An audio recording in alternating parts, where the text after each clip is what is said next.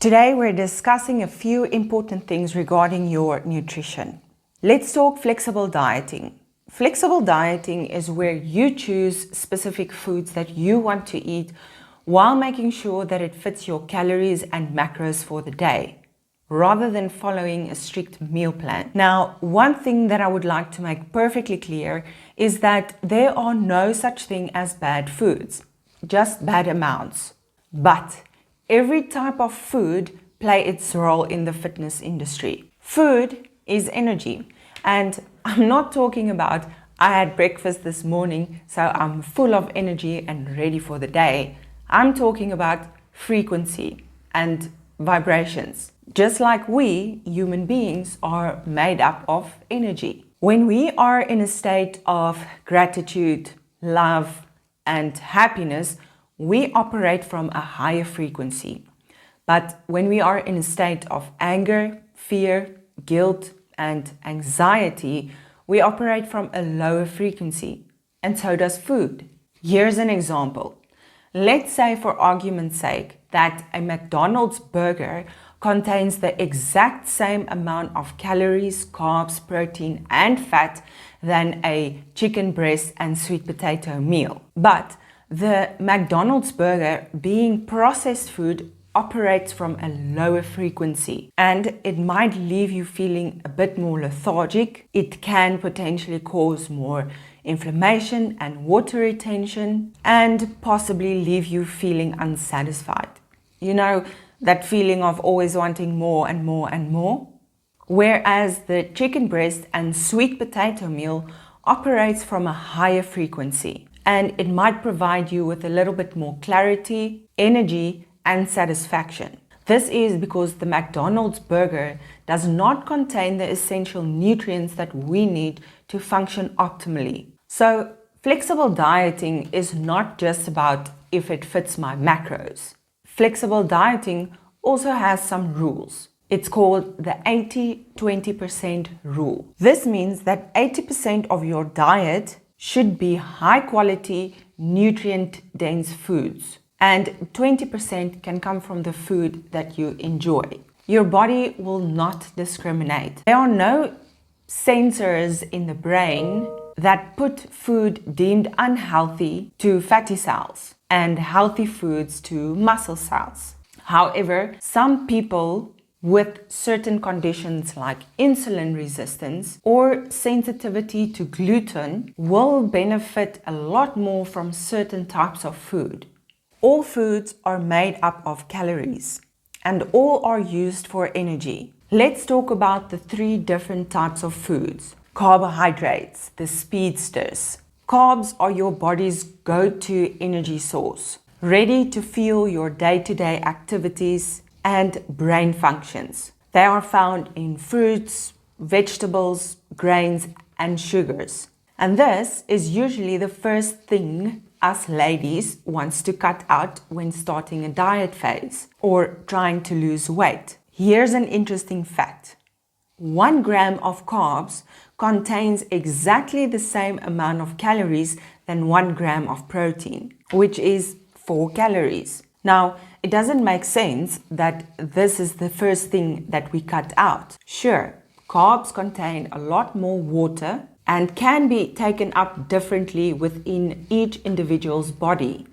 But this doesn't mean eating carbs is going to automatically put you in a calorie surplus. What's more important is the types of carbs that we choose to eat. For example, people with insulin resistance will benefit a lot more from carbs that are found in fruits, veggies, whole grains, beans, and low-fat dairy, instead of processed foods like white bread and pastas. Whole grains that haven't been turned into flour are even better. But for the majority of people who do not have previous health conditions, the type of food eaten is not specifically a deciding factor for progression. Now, let's talk protein, the builders, essential for repair and growth. Protein are your body's construction workers, busy at work rebuilding your muscle and supporting your immune system. Many times when people are struggling to reach their protein intake,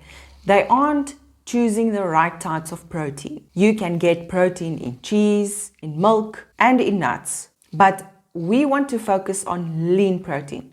I'm talking chicken breast, ostrich mince, extra lean beef mince. Sure, salmon and fish are also a good protein source. But if we choose proteins like chops or boerewors that are actually a little bit higher in fat than in protein, you'll see that your calories are done for the day and your fat intake is higher than what it's supposed to be, and yet you have not reached your protein intake. If this has happened to you, this could be the reason. Let's talk fats. The endurance athletes. Fats are dense energy stores, ready to be called into action when your body needs a sustained energy release. They also play key roles in hormone production and nutrient absorption. They hang out in oils, avocados, nuts, and fatty fish. Fats are higher in calories.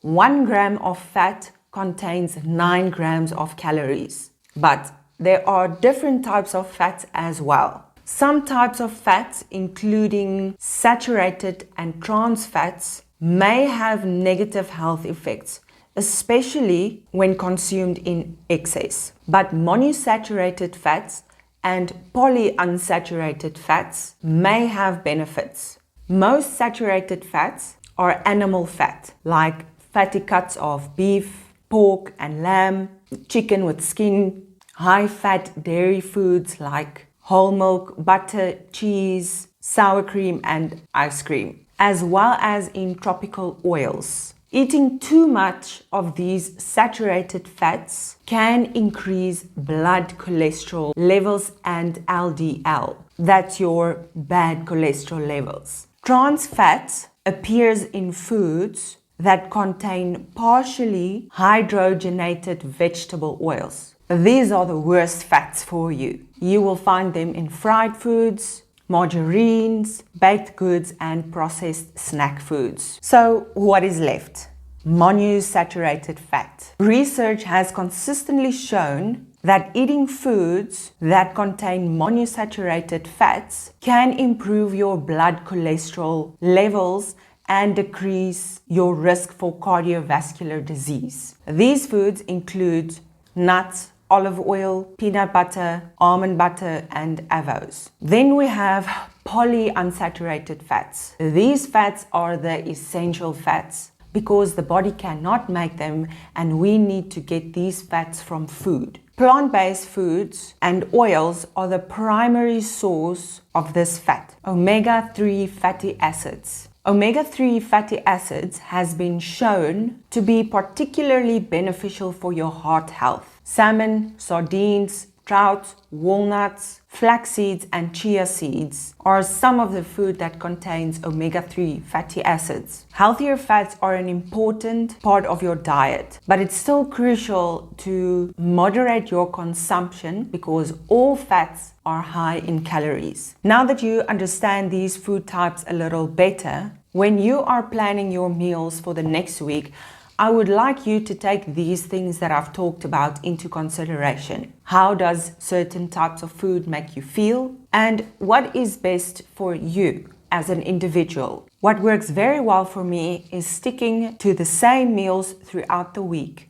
Basic, simple, clean, full of nutrients. And over the weekend, I might change things up around a bit.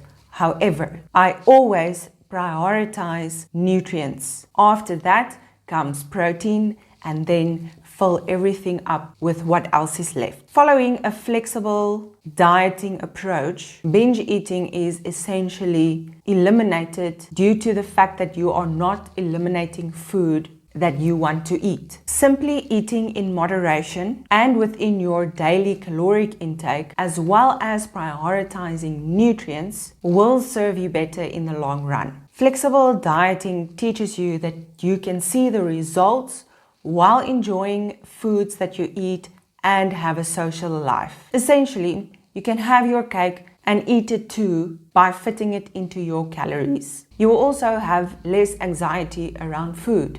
So the best part about flexible dieting is that you can fill your macros with whatever foods you like. However, as with everything in life, to maintain order, we need rules to follow.